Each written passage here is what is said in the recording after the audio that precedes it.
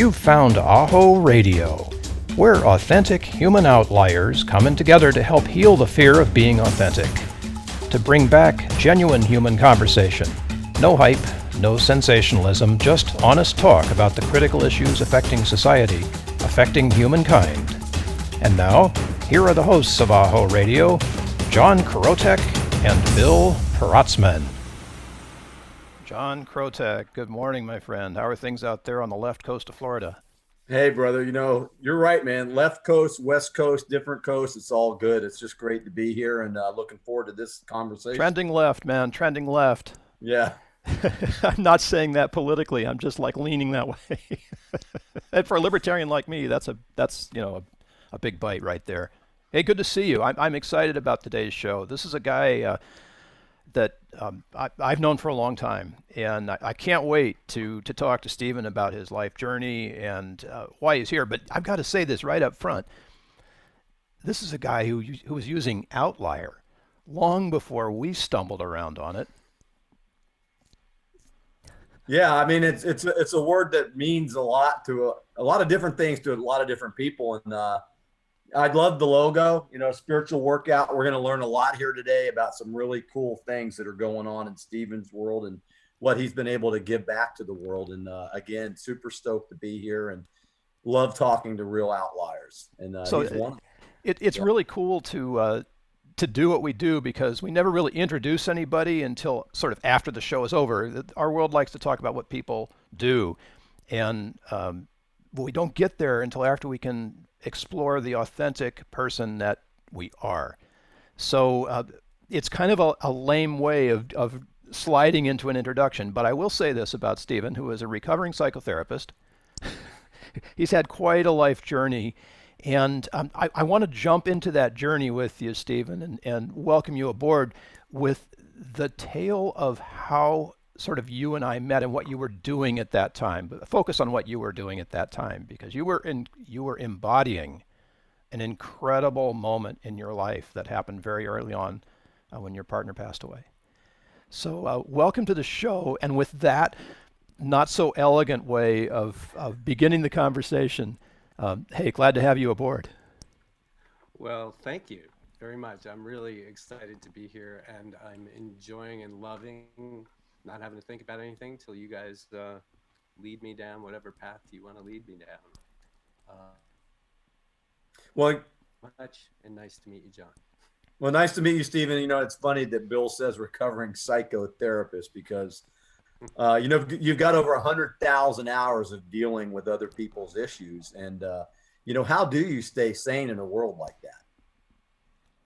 Well, right off the bat, staying sane in a world like that is realizing where one of us ends and the other of us begins, right? So the only way to do the kind of work that any therapist or that type of person can do is to be able to realize that, people say that the common thing that people will say is, how can you sit and listen to people's problems all the time? And yet I don't hear their problems so much as I hear and see the solution. And then my job is to just, do whatever I can possibly do to help them see it. And then, I don't feel like I do all that much, but if it's a little bit of pointing, a little bit of slight nudging, maybe a little bit, and then off they go. So I think the first, if I'm understanding your question correctly, the first thing to realize is their stuff is their stuff. My stuff is my stuff. Take responsibility is one of the concepts that I work with. And what I've seen so clearly over the years is so many of us have that idea kind of inverted. We're super ready and willing to take responsibility for all kinds of things we're not responsible for.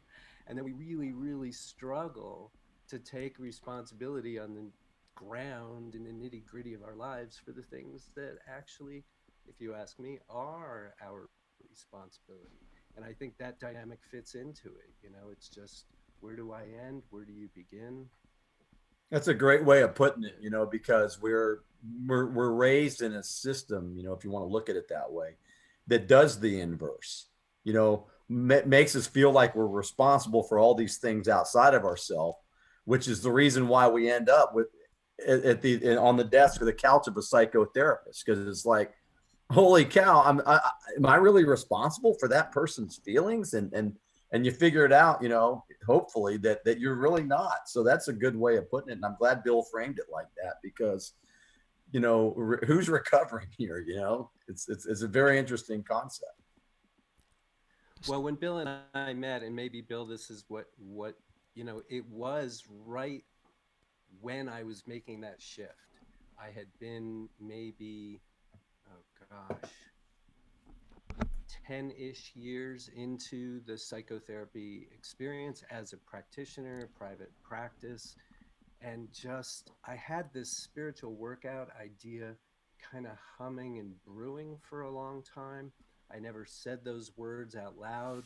I kind of practiced that way anyway in my practice. And then it was around when Bill and I met that I said, you know what, I'm done. I don't want that frame anymore. I'm going to do it this way. And the rest is history. So, yeah, and that's good. Yeah. I love it. And what a history it is. So, talk to us just a little bit about how, in that beautiful moment of change, you dealt with loss. Well, the loss probably came an inch before that, because when my partner died, and he died of cancer, and he was in his 30s, and I was in my 40s,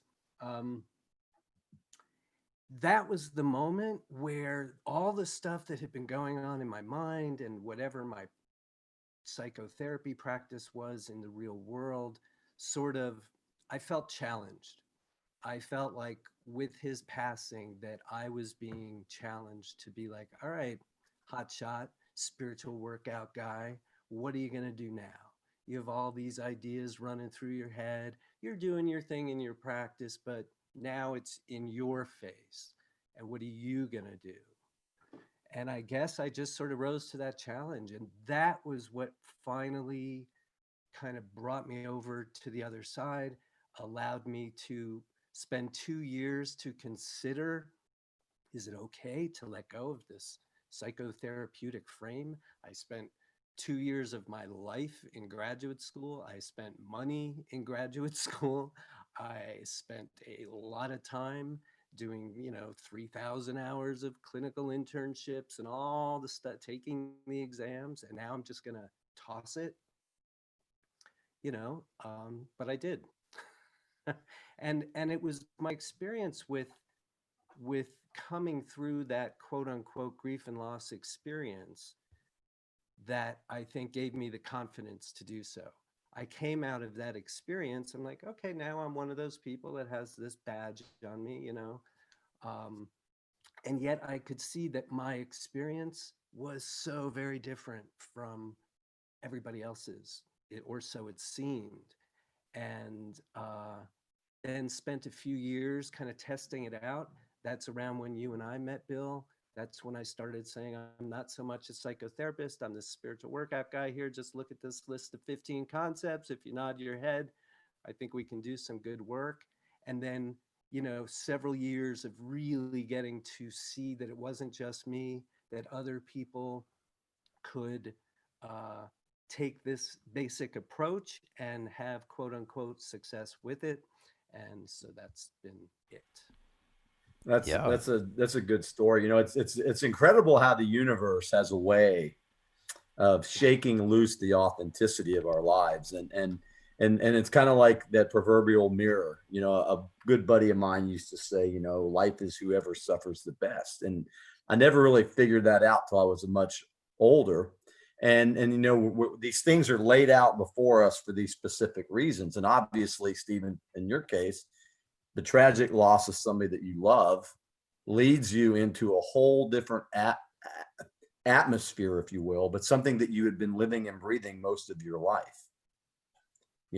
So living and breathing, not most of my life.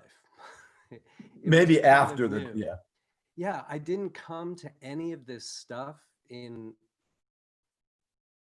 I didn't come to it because somebody showed it to me. I didn't come to it because I came from that kind of a family. I was a young adult. A whole bunch of things were changing in my life. I started to ask those questions that we all ask.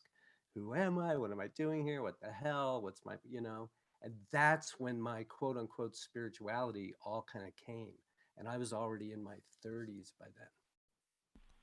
Do you think it takes a great um, ground-shaking event to get us into that frame? Is that like a necessary part of the journey? I don't feel like I can really answer that question with any authority. It obviously is the case for a lot of people. Um, in my particular case, along the lines of what I was just saying to John, I had some stuff going on for a while. I'd learned some of these ideas and tools, and then I had an opportunity with a big situation to apply them. Um, I don't know if it's necessary. I don't know if it's necessary, but it certainly seems to be the way it goes for a lot of people. Yeah, I read that loud and clear. And, when I look at the spiritual workout, as a lifestyle, which is what you're basically doing, you're creating this lifestyle for people. You're taking these ancient practices that work, that have heavy relevance, and to incorporate them into a program that allows people the opportunity to figure it out on their own. That's pretty cool, man. I mean, not you don't find programs like that everywhere, and it takes a lot of work not only to be able to instruct or guide, but for the person too that wants the spiritual workout. What does somebody have to do, Stephen? Let's just say I'm a guy and I'm going through something, and I stumble across spiritual workout. The universe brings it to me somehow. What am I going to be looking? What are questions that what can you do for me? I need your help. What can you do for me? I feel like I'm driven towards the spiritual workout. How can it help me? Well, it's probably good if you're brand new to just think of it as alternative to therapy or a form of therapy. And what I mean by that is it's going to start like therapy starts, right? We're going to talk. We're going to converse. You're going to ultimately have to articulate what's wrong. And the first thing I'm going to want to elicit from you is, given what's wrong, what do you want? Right? That's sort of what's going to happen. You and I might work privately doing that, or you might come into my online thing where you're one of many, many people. And sometimes you'll come on and you'll be the one raising your hand and saying, here's what's going on with me today. What can we do? Or you're sitting back listening to other people and relating to what they're saying and say, yeah, that's exactly what's going on with me, or that applies to what's going on with me. And then from there, it's really going to be just like with anything. It's going to be how much do you want to change? How much? And it's not change for the sake of change, like me imposing, hey, you need to change. It's more, you've already said something's not working. We're going to be able to offer you. I think the one thing that I can promise is a shift in perspective. If you come in with some degree of authenticity, as you guys talk about, and are reasonably clear about what's going on, and I can always help with that, at a minimum, I feel like I can promise you a shift in perspective, a different way to look at what's going on, at a minimum. From there, it really will be up to you. Oh, I see that. Oh, that's oh, okay. Ooh, all right. Well, now I have to do some stuff. So it's called a workout for a reason. And I don't like to overplay the analogy, but it really is like, I got a gym, I got 15 machines here, I know how to use them. You're going to sit and tell me what you want to do, and I'll kind of guide you through. But for the most part, I'm not lifting the weights, you are. You know, I'm only offering guidance suggestion based on what you say you want. So it is not, I'm the trainer in that sense, but you're doing the work. And again, it's called a workout for a reason. You know, people, the number one comment I think I get from anybody who really starts to engage this process, whether that's in a couple of days or in a couple of weeks, you know, they'll come to me with some version of, you know, Steven, this is hard. And I say, all right, well, beliefs matter. So now we have to talk about what it's hard means to you.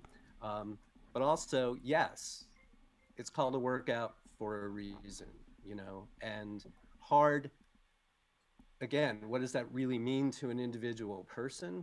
You know, is it hard and I'm just putting a 100-pound pack on my back for no reason and talking about how hard it is? It's literally like being in the gym. You've already decided to go to the gym. You've already decided that lifting some weights is going to be good for you. Does it do you any good while you're sitting there lifting the weights to talk about how hard it is to lift the weights? That's what you want to do. Go ahead. But you're also going to learn right on the spot right there how your belief creates your experience, right? So we start to learn, well, okay, that's true. It's true. It is hard. It is hard. So don't tell me it's not true. I'm not telling you it's not true. I'm telling you that it seems to be adding an extra burden for no reason. So could you find another belief that is also true that's not so burdensome? Like here's one, it gets easier. It gets Yeah, easier every day. I'm glad you framed it like that, because so many people think that they can just go in, introspect, and levitate towards the mountaintop like immediately. And like you just said, and I love that you said it that way, that it takes the proverbial four-letter word, work. You know, self-introspection and self-improvement and self-care is exactly, I love what you said, because it is a freaking workout. And the way we frame it, that belief that you just talked about, is whether it's going to be easy or whether we're going to fight it every step of the way up the mountain. And I love that you put it in such terms that are easy to understand. So thank you for that. And yeah, so yeah, that's good stuff, man. So, how does one know that it's time to go to the spiritual workout? I mean, you know, physically, if you want to go to the gym, there's something that happens. But what is going on inside a novice who wants to come to spiritual workout for the first time? Well, I tend to get people who have done some degree of this kind of work before, whether they've been in therapy for a short time or a long time. Sometimes they're augmenting their therapy with spiritual workout. Sometimes they are replacing their therapy with spiritual workout. These days, I mean, one day I want to do a little bit more marketing research just from a business perspective. You know, back in the day, because people will tell me, well, I'm coming to spiritual workout, I have a therapist and I have a life coach. All right. Yeah. You know, I mean, if you ask me personally, I think spiritual workout is the last thing anybody will ever need in that realm. I really do. For most of us, you know, it's all about learning how to navigate life in a way that we can do, in a way that we have skills and tools and abilities and practices, and that it gets more interesting, and it's not always hard, and it's not always burden, and it's about having fun and doing what we want to do in the world, right? Spiritual workout is not the only path that will take you there, but I promise that it can and will for the vast majority of us. So I think, like I say, Bill, at a minimum, most people that come to me have already done something. So they have something to compare it to.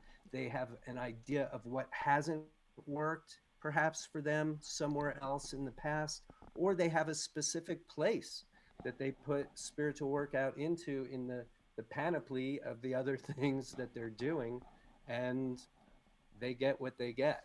And the other thing that I want to say about, you know, somebody coming in and the work and the effort, all of that gets done at their own pace. I'm not here, I don't push anybody. That's why I like having the open, drop in, very low cost. Anyone can come any week. You come every Monday, you come some Mondays. Some days you raise your hand and you're the one, that wants the direct uh, input. Sometimes, like I said before, you're sitting back and watching other people. You go at your own pace. That is, it's not my job to uh, set out your path for you and push you down it. At least I don't see it that way.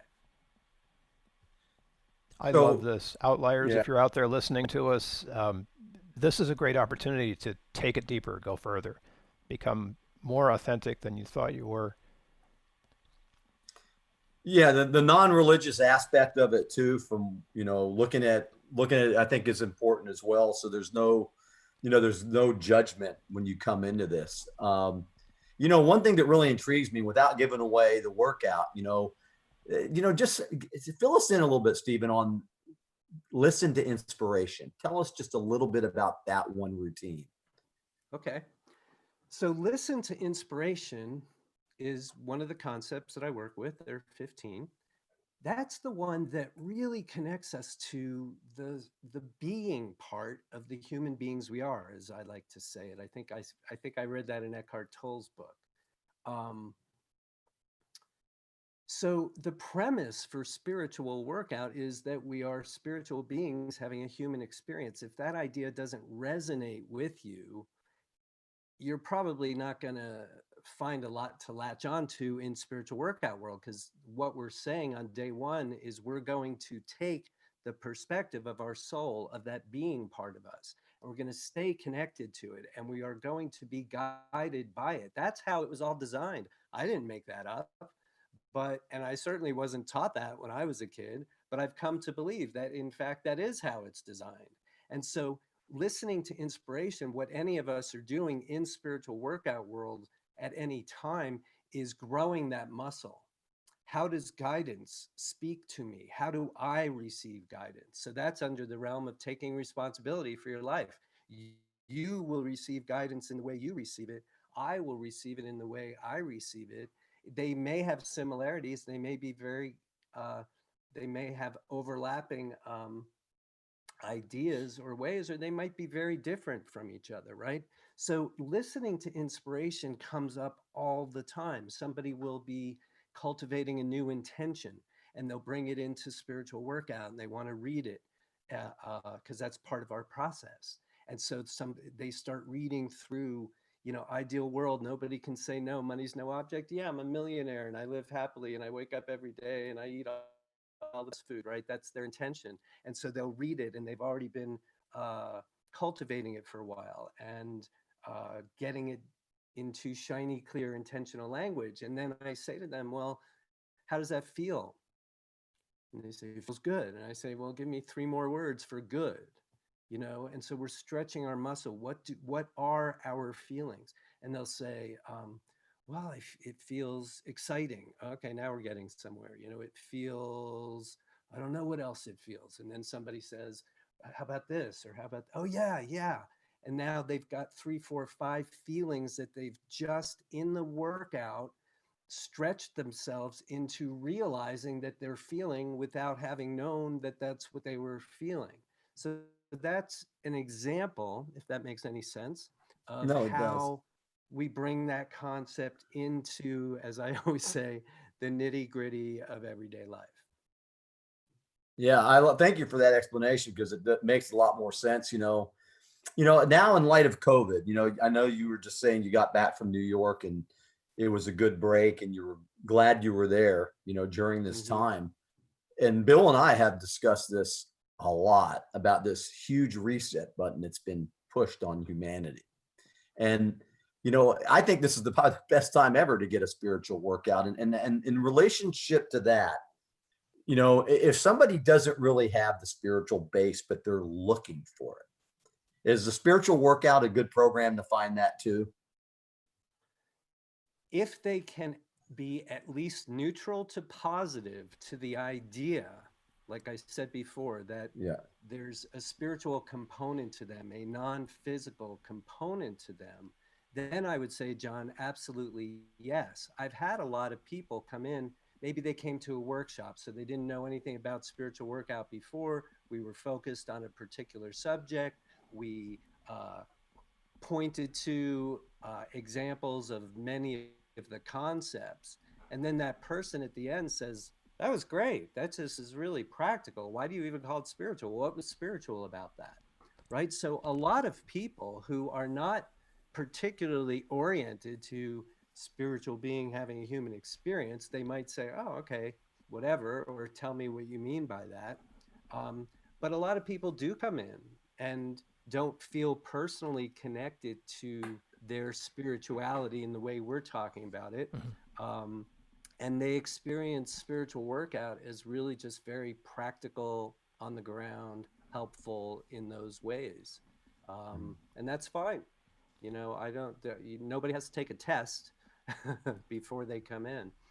And you mentioned religion earlier, and I have often had some people who are fairly religious from different religions. I probably couldn't even tell you what they were. And I love that because that's where, you know, those people like to talk about, you know, you can say the word God and they're perfectly fine. You know, I have people in India where that's just part of their culture, right? So in America, I might talk about helping people who are really struggling. Let's say, I don't love this term, but populations in the inner city, right, where there's just a lot of struggle going on, and comparing it to people in another country, like I said, India, where there's a lot of struggle going on. The difference is where we start. In America, there's a lot of frustration and anger associated with that. And that's the place where we have to begin, right? So that's about being present. That's about accepting things as they are, realizing they suck, and then going from that place to start something new. Over in India, there's no anger about it. There's that whole built in caste system. This is my karma. This is my lot in life. So they're already starting from a place of acceptance. So I don't even know how I got down there, but everybody comes in with a slightly different angle with regard to their thoughts and ideas about religion, whether they have any or none at all. And virtually everybody finds comfort in the spiritual workout practice. That's just what I've seen.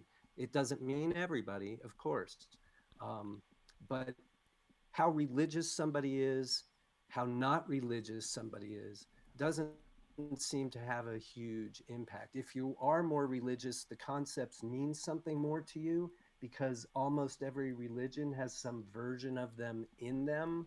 And so people find alignment that way. If you're not religious, the concepts just sound like common sense or not even unusual. I didn't make up the idea to be present. You don't have to be a religious, spiritual person to have come across that concept. So that seems to be the way it goes. I love the idea of religion here, Stephen, because you've just recently made a pivot around religion to take on secular religion in America, maybe in the world. And it shows up in that word that we all love, politics. So take us through the story of how that evolved and what you're doing with it now. Well, now I'm getting excited. Look, I'm just an everyday citizen. I I think maybe somewhere in a past life I might have had something to do with or living around the time that America came into being. I don't know what it is. It didn't come from my family. I'm not from a Kennedy-like family. Uh, in my nuclear family, we didn't talk politics. I latched onto it as just an interest from a citizen perspective. I think our system of government, separate from how we've corrupted it, that's, we'll leave that over there, is really actually pretty amazing if we're going to have governments. I think that functional government serves us. You know, we are a country based on the ideal of freedom. I feel more free when the government is functioning, when it's just doing its thing in the background. You don't have to think and talk about it all the time. And I've always had an affinity for quote unquote talking politics. And in the last 25 years, since I've been more of this spiritual workout guy, consciousness guy, it's, if ever there was a place to train our consciousness lens on, it would be the whole world of the political landscape such as we experience it now more than ever, to your point. So, spiritual workout is sort of like that chicken soup thing. There are lots of different directions it goes in. It's spiritual workout for artists, for entrepreneurs, moms, teachers, firemen. And it could break out by subject, for grief and loss, for financial freedom, for work and career, for relationships, right? So to me, it's a natural spiritual workout for politics and current events. Bring it on. And I feel like I've been ready to do this for 25 years. Why not? I'm particularly interested in bringing a conscious approach to life and living to where it's going to really matter. It's going to really matter in our political world. It's going to really matter in our business world. There's just so much power in those strains of our societies, right? So I personally am eager to do that. And it feels to me, to your point, Bill, that even literally in the last couple months since COVID, suddenly there seemed to be more than just me wanting to talk about that. And so it's bubbled up in my regular drop-in spiritual workouts in a way that it hasn't for a long time. And so I'm literally taking this moment right now.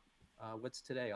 August 11th. So August 18th, a week from today, we're going to do our very spiritual workout for politics and current events. It's what's going on with you. It's still focused on the individual. This isn't a time or place to come and lobby for your particular programs and policies, but it is a place for you to come and say, oh my God, I have a cousin who is on the other side politically and we can't find a way to communicate. Or, oh my God, I'm feeling such pain and sadness these days. Or any manner of what's going on with anybody individually. Now, I'm super excited to take that to another level and do consulting with teams and organizations and all that kind of stuff. But at a minimum, I think that, again, as we individually get better and better at living more consciously, then that's going to infuse our politics. And if we can focus it, however specifically I can focus that energy, I'm going to be very happy to do it. No, that's pretty cool. That's pretty cool. One thing that you said that, most people don't like to discuss politics. Most people don't like to discuss religion, right? And I think that it's remarkable to infuse the spiritual side of it into those conversations. I'm going to go back to something that you said a minute ago about karma and about acceptance. And, people in India may have the groundwork for the concept of cyclical existence, that aligns with karma. How, in the Western world, these paradigms that we live in that seem distinctly different from those of Eastern belief systems. What do you see, Steven, as the parallel? What do you see as, obviously, the human organism, but what do you see as a bridge that bridges the West with the East? Is there anything in particular that stands out in your mind? The first thing, John, that came to my mind when you asked that is that we all want the same things. I really have come to believe that we all want the same things, whether we are labeled a 20-year-old terrorist somewhere in the Middle East, or we're growing up in a slum in India, or in an ivory tower in America, whether we currently have gobs and tons of money, or we struggle financially, whether we have really good physical health right now, or we struggle with physical health, whether our relationships are really strong and healthy and we have enough of them, or we are lonely and afraid, we all want the same things. And so much of the work that I do, law of attraction is always on, is based on that idea. So as soon as anyone comes in, I am endeavoring to point them in the direction of and start to be able to articulate what it is they do want to be, do, or have. And that's where I see the great leveling. To give an example, homelessness is an issue that I personally care a whole lot about. I think it's unconscionable that it even exists in our society, certainly in this country in 2020. That's just me. And 5 years ago, I was in the Bay Area and I had the opportunity to sort of air out some of this and gather together and see if we couldn't do some consciousness training. That's what I call it in the larger world around this issue. So I was really blessed to be able to, in short order, gather together some people from different places on the continuum of this issue. So there were one or two developers in there. There were people from a couple of different social service organizations. There were a couple of people who were unhoused. There were people who were interested in and supporters of various whatever. And when we would have conversations about current policies and the reality of what is today and what's going on, there would be a lot of back and forth and more conflict, more we're doing this and we should be doing that, or you shouldn't be doing this. And I don't know why, right? A lot of that. When we shifted the conversation to say, okay, I think we're all pretty clear for today on what the problems are. What is it we actually want to see? Again, I'm haunted by the idea that the law of attraction is always on. I don't want to spend one extra second thinking or talking about what I don't want, only because I've sort of learned to do that, right? So now here I am in this particular group of people, and you should have felt the energy shift when we started whiteboarding what it is we want. Ideal world. Nobody can say no. Money's no object. What does it look like when everybody has a place to live, for crying out loud? And guess what? Agreement, agreement, agreement, agreement, agreement. Oh yeah, that. I mean, it's an interesting process because in the beginning, you start the conversation and there's a lot of people cannot articulate a sentence about what they want because they're so used to complaining about what's not working. I understand that. I'm not here to judge that. I get it. I'm that person too. I've just learned a little bit more and practiced a little bit more. So that was where the similarities. Now we're on the whiteboard. We have all this vision. It was the easiest thing in the world. Everybody agreed with it. It was easy to agree with. What the issue is on my, down in the nitty gritty of spiritual workout is then what do we believe about what's possible? And now we've got something to do. We've got our intention, our desire. We can all see it. And if our foot is on the brake in any way, it's just because of beliefs we have about what's possible and what's not possible. That's easy to work with. We can change those beliefs. Everything is energy, right? Nothing gets Love that. created or destroyed. It just changes form. I can't can become I can for any single one of us. So Steven, let me ask you homelessness. this. Yeah. John, hold on. I got Okay. this because I want to follow on the homelessness thing, and it's near to my heart too.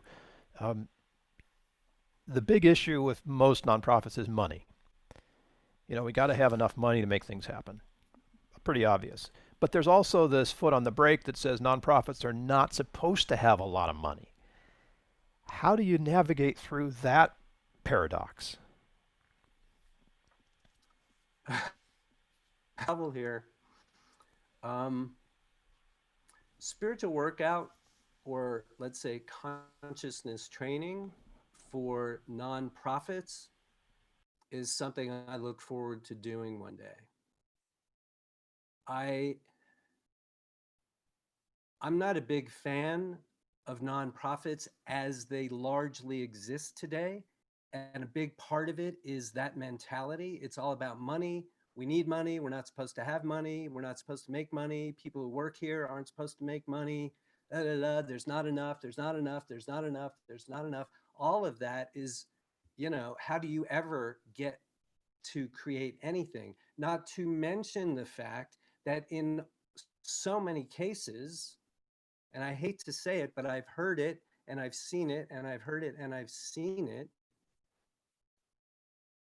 The very entities who exist to solve a problem are actually in business to, it's in their best interest that the problem continues. So any nonprofit that doesn't have a plan for putting themselves out of business, I think is already on the wrong track. And that's about intention, right? Exactly. Now, if we have a belief that there's not enough money, then I'm going to work with people on that belief just to change it around, to just say there's always enough money. There's plenty to do whatever we have to do. We have to believe that if we're going to really make a change. So if we're spending all our time just in this hamster wheel of, oh, here, we just got some money, let's do the same. Oh, now the money's gone. Oh, here we got some money. Oh, now the money's gone. And then here we got some, and now we're fighting what to do with the money. And then here, right? That just, I don't know why it even still exists anymore. Yeah, yeah. I hear you. You know, I think nonprofits, to go right to the point of Bill's question, is I think they did themselves a huge disservice when they even used the word nonprofit, because anybody that knows anything about anything, and Bill pointed this out, that they need money to exist, just like you did. You know, I think it's a shift in perception about, because anybody that's doing work, and if it's an initiative to actually help somebody, they should be paid for that. I think that there is a perceptual, I think they've made money more of the focus and the intent than the initiative. And I think that's what gives nonprofits such a bad taste in people's mouths, you know, because, well, they're not supposed to make any profits. And what does profits mean? And are they really just trying to get money for the, you know, what's going on with that? And you pointed it out that it's a perceptual thing that they need to get over. And if they start doing spiritual workout, maybe they can change that and shift that perception. That's pretty cool, man. Well, and they will. So it's really interesting. When I'm in the city, which I love to be, not now, I plug into, I'm a digital nomad. I'm a coworker. I love co-working. I love going to those places. I love all day networking about, I mean, you're sitting on your computer and doing your work, and then, you know, you're at the sink for a minute, getting a cup of coffee and having an amazing conversation with somebody. And it's just, it's very dynamic. And it is, I can say it's hilarious. I can say it's frustrating as hell, whatever. When people say, oh, hi, Steven, nice to meet you. What do you do? I've half a sentence comes out and they say, oh, so you're a nonprofit? I hear you, man. I hear you. And I just, steam must start coming out. It's like, no. So the business side, so I have spiritual workout is my entity to deal with individuals and couples and us regular people. And if I'm training, doing the same work out in the world in more of these ways that we're talking about, I just have a different entity in a consultancy called the Consciousness Company. And that's where people say, oh, so you're a nonprofit. I say, no. And it is a big deal to me, because part of shifting the paradigm is that people like me and you guys, why should we not be making quote unquote good money?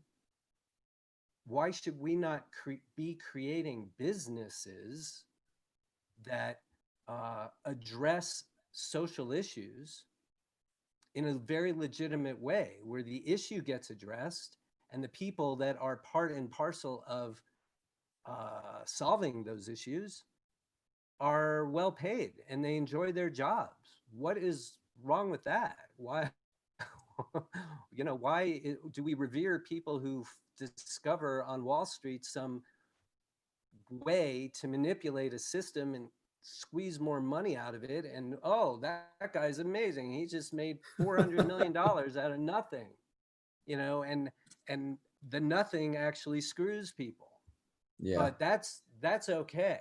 Oh, but you want to end homelessness? Yeah, we're, you know, good luck with that. Yeah, you know, I love your perspective, because it's relevant and it's about as freaking authentic as you can get. And that's what we're trying to find. And, you know, so here we go. I'm going to shift gears a second, because I know you're the guy to ask this question. It seems that everybody can agree that what we're going through right now has brought out a lot of hate.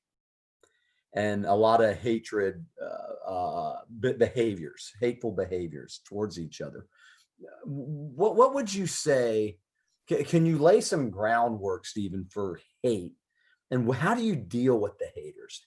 How can they deal with themselves, or how can we get beyond this hatred that just makes us just want to grab each other's throats and choke the life out of each other? You know, how can we get beyond that?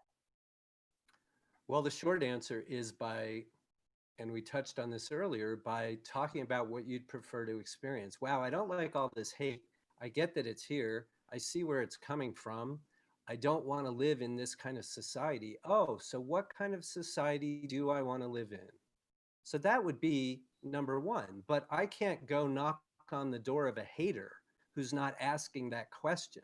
I can't impose my thoughts and ideas about hate. I can't even necessarily invite them to a different experience. Maybe I can, necessarily, right? So what can I do?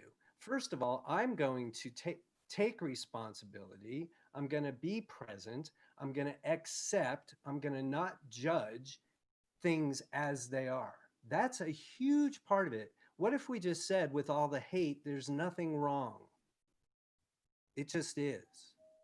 You know, what if we say the hate's always been there and now it's coming up? So if you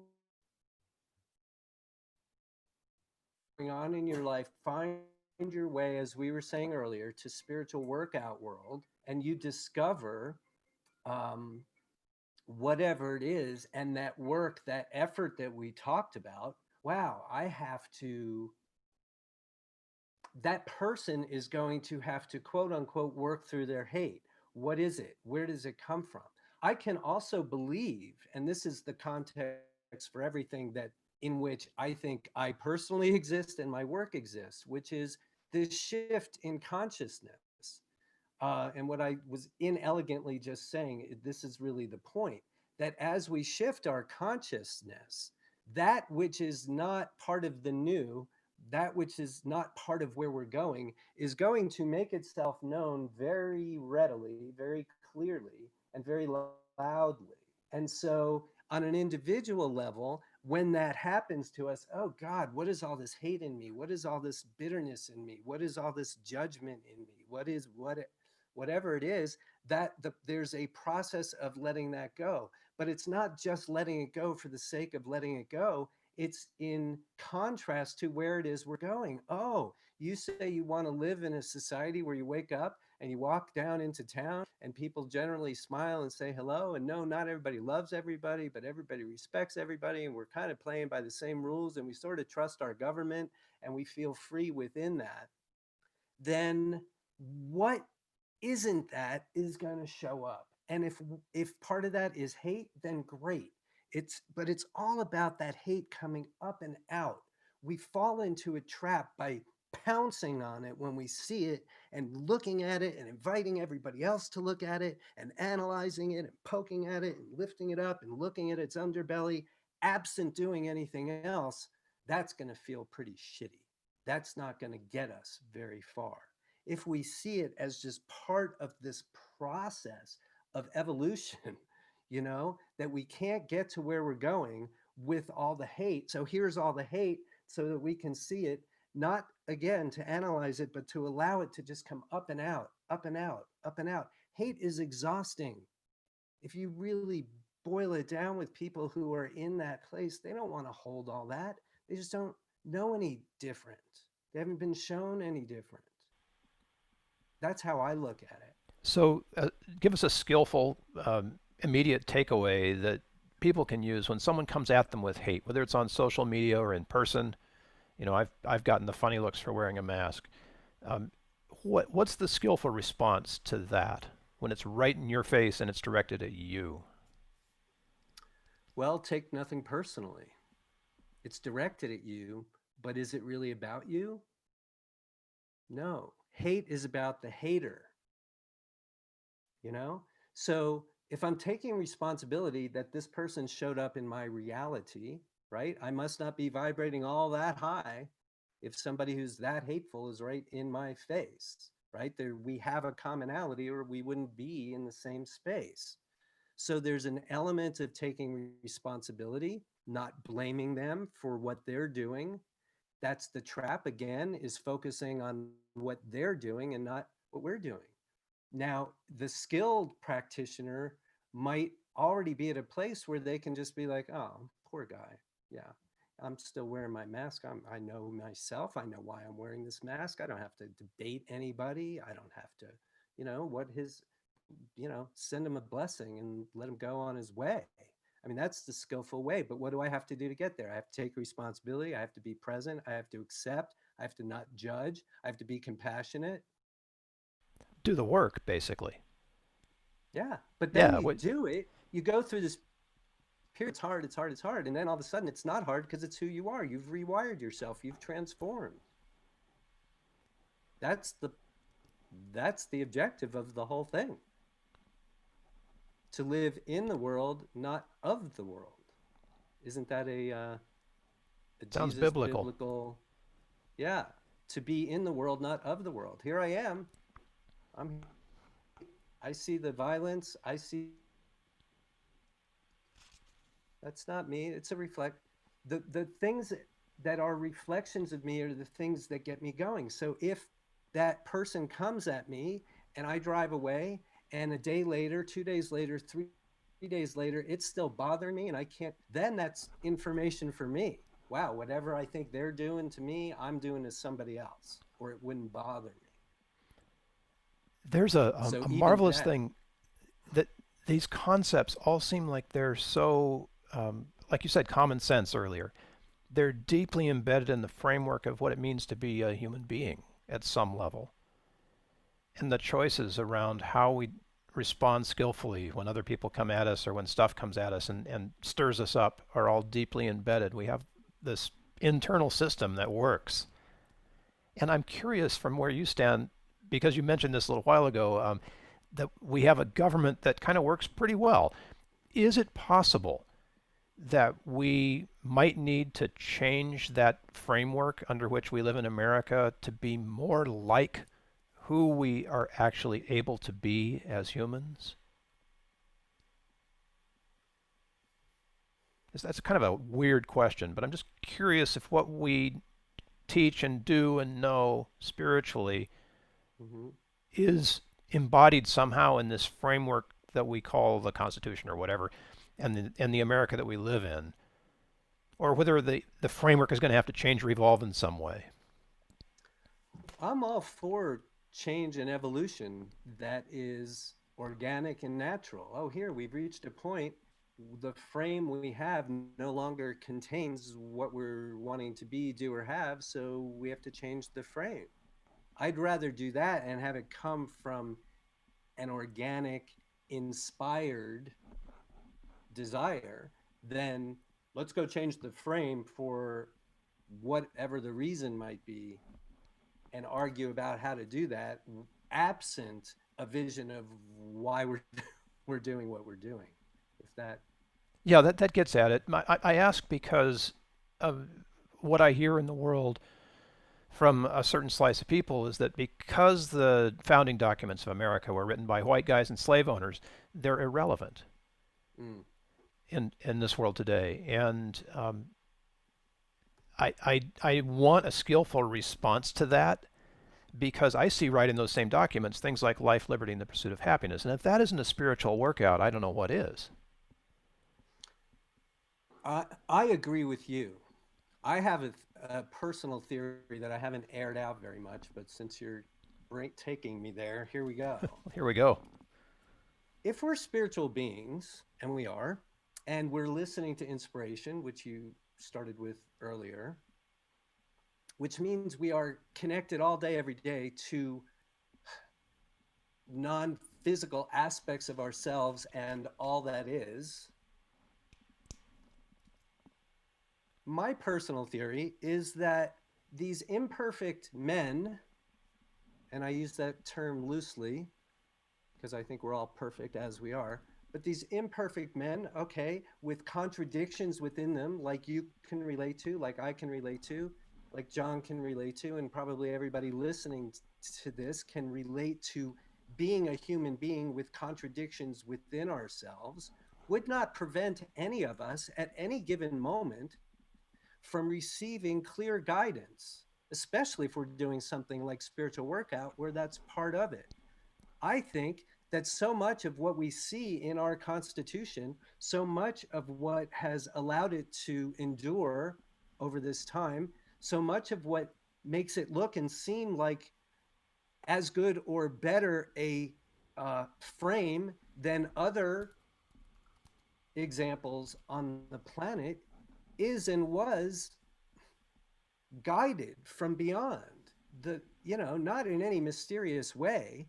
Channeling, if you will, as for a term, is something that's gone on as long as we've had human beings.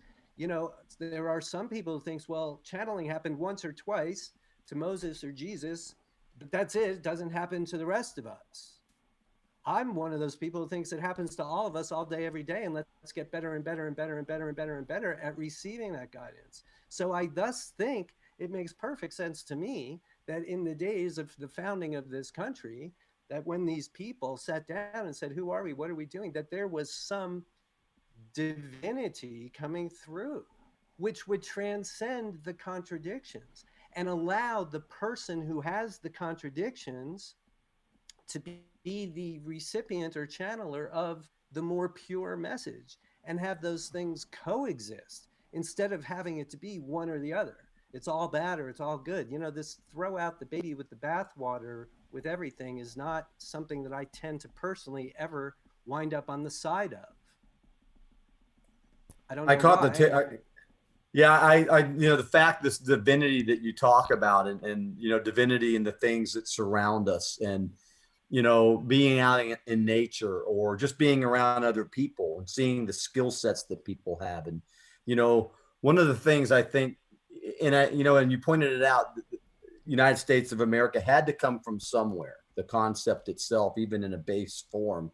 And you also pointed out a while ago about how you can take something that's so nice in theory and in concept, but change it to a way that becomes selfishness, like the guy on Wall Street making $400 billion at the expense of lots of people, but he becomes some type of cult hero. Is it the society that does that to us, Stephen? Is it these paradigms in society that seem to be askew, or is it something deeper than that? Can you ask it again, John? I think I missed a piece of that. Yeah, these belief systems and these paradigms of what makes somebody a cult hero, or what we look at as being successful, Like what we or value in some way, our right, popular values.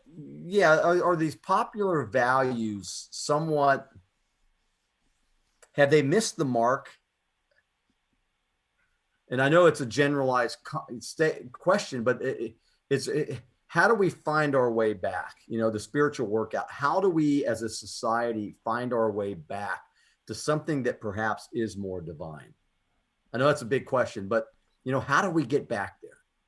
Well, if you ask me, that's what the spiritual workout practice will ultimately do, because you're going to grow that listen to inspiration muscle. You're going to dial down your judgment. You're going to grow your compassion, and you're going to be hyper aware of what you believe.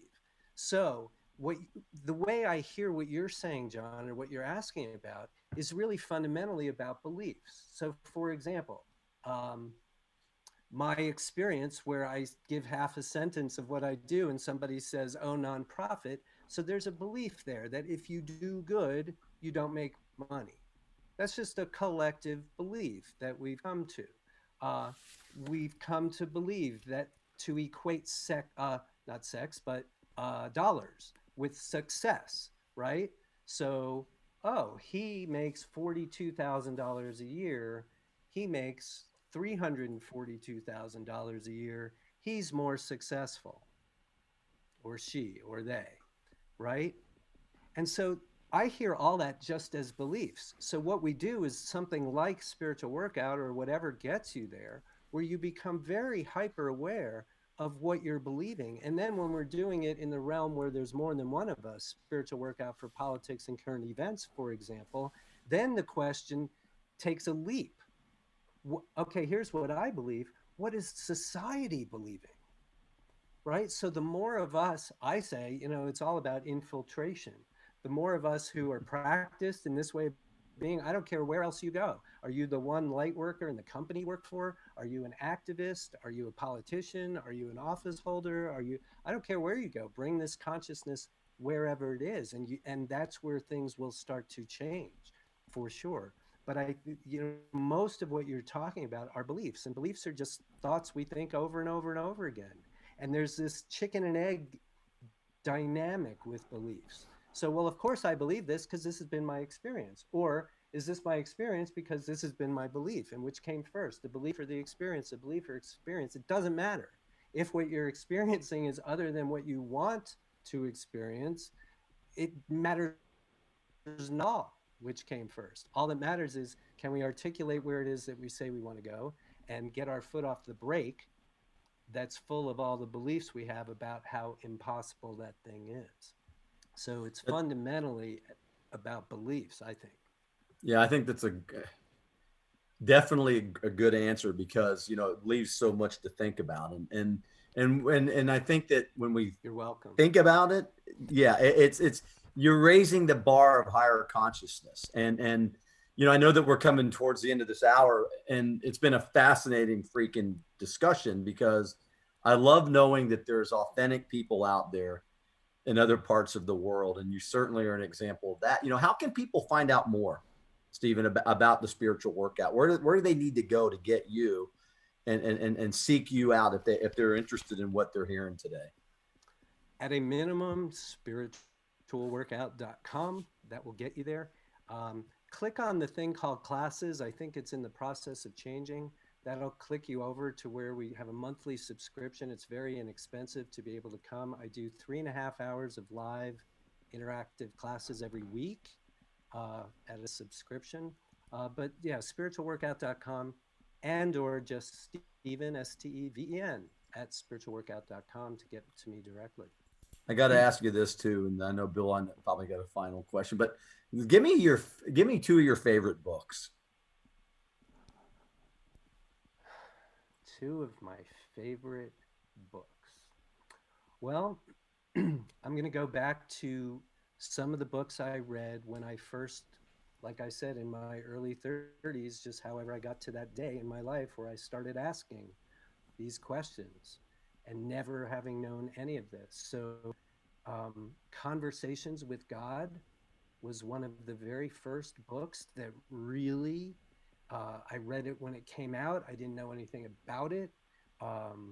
It gave me, I think, a lot of how I have now come to perceive this entity that we call God. Mm-hmm. I was able, from reading that book, to find a way to conceive of that for the first time in my life made sense to me, and where it really shifted my personal perspective of what that all was. And it hasn't changed since. It's just deepened. And I gotta say, there are two books. One super thin and simple, and then one a whole bunch thicker. But they're about the same things. And again, it ties into the whole spiritual being aspect. And where did that come from? Because I certainly didn't have it when I grew up. There's a book called Many Lives, Many Masters by Dr. Brian Weiss. He's a psychiatrist. Again, this is a thin volume. You could probably read it in a day. It starts to really get to that idea of spiritual being having a human experience. What you mentioned earlier, John, you had a nice phrase for, you didn't say reincarnation, but that's how I heard it. How did you say that? The cyclical. The cyclical existence. Yeah. Thank you. So it put me in touch with that. And then the thicker book that just took that and ran with it was called Journey of Souls by another psychiatrist named Michael Newton. So two psychiatrists, not woo-woo spiritual types, discovering this whole idea on their own, not looking for it, and then telling us about it. Thanks for that. I just I have to add more to my reading list now. I know I've heard of the first one, and thank you for that. I'll have to look into those. I'll put them in the show notes too for anyone who's listening and didn't get to write them down real quick. Conversations with God was monumental for me too, Steven. Was it? Yeah, that opened a lot of doors and a new way of seeing that thing we all think about as, whatever your belief around God is. Conversations with God just blew that all wide open for me. I know we have to go.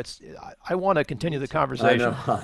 After we do the outro and take down the live stream, stick around for a couple of minutes so we can thank you properly and just probably continue talking about things. But oh my gosh, brother, what a great opportunity to chat again and to hear your wisdom and to talk about where you're going, and just many blessings to you. Keep doing this work. Thank you very much, and thank you for that. Yep, it means a lot.